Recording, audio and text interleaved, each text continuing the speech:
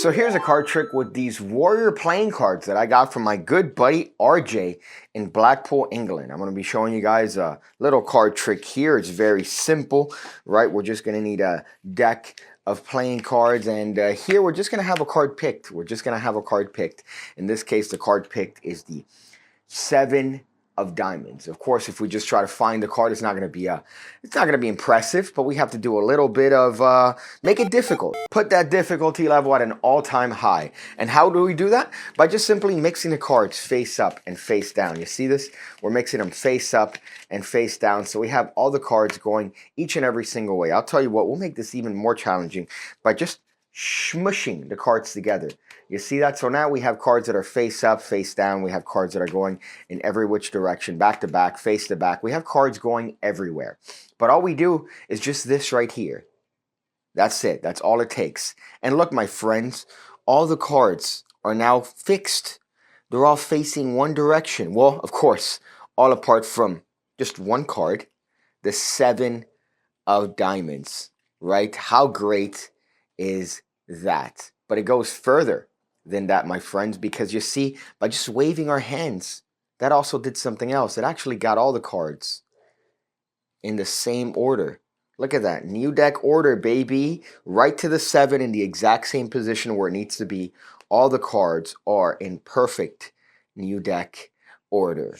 You're sitting on the couch, you're watching magic tutorials, and your life is passing you by. You keep procrastinating. Maybe I'll go to PigCake Magic Academy next year. Maybe I'll do it next semester. No, do it right now. They'll work with you before work. They'll work with you after work. You can do whatever you need to do to graduate. Go talk to someone right now. They could help you. You spend all day on the phone anyhow. Why don't you make a phone call that's actually going to be good for your future? All you have to do is pick up the phone and check out the PigCake Magic Academy. Why you make it complicated? It's easy.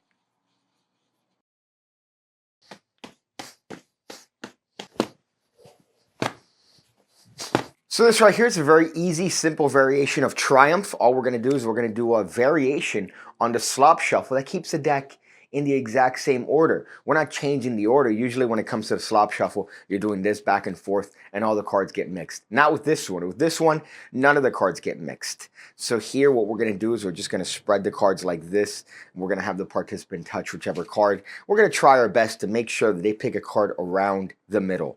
So let's say they pick this one over here, the 2 of clubs. All we're going to do is just get a break right there, a nice little pinky break directly above that card. Now at this point, we can do whatever false cut we want on top of that half as long as we keep that break, baby. So the cards are still in numerical order. So at this point, all you're going to do is this nice little variation of the slop shuffle. We're going to spread to our break.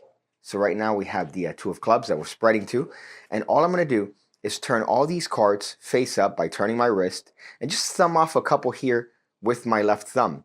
Then I'm going to come around and turn both my wrists like this and keep spreading cards. And this is how I'm going to give the illusion that I'm mixing the cards face up and face down, when really I'm just mixing the cards. I'm not mixing the cards. I'm a liar. So let's look at the situation as follows.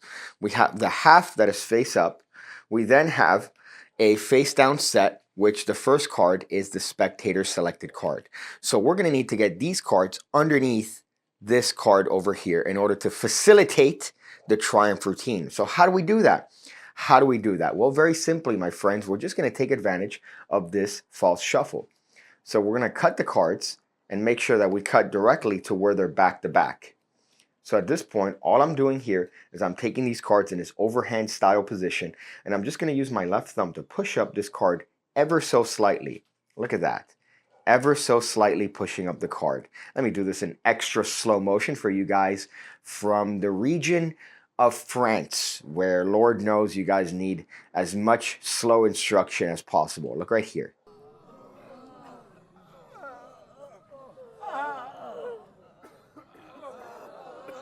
And now I'm going to take this half, and all I'm going to do is just smush it like this back and forth on the surface, on the long edge of the deck. But I'm not going to actually press them in. What I'm going to do here is actually push up on the cards. And by pushing up, I'm actually going to place these cards directly behind the participant's selected card. Now, by moving back and forth, what's going to happen is that it's just going to spread the cards and smush it to make it seem like there's a little bit of friction there. So it's going to look like I'm actually smashing the cards into the deck, but really I'm just putting them behind the spectator's card, and they're going directly below there. So now no card has changed orientation. The only one is this one over here that now I'm going to fix using the classic Triumph display.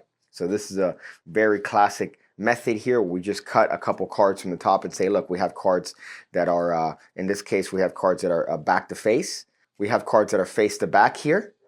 And then I'm going to cut at the middle at my little break here, because the separation of the cards is going to be very easy to cut directly to where they're back to back. As I go, look, we even have cards that are back to back.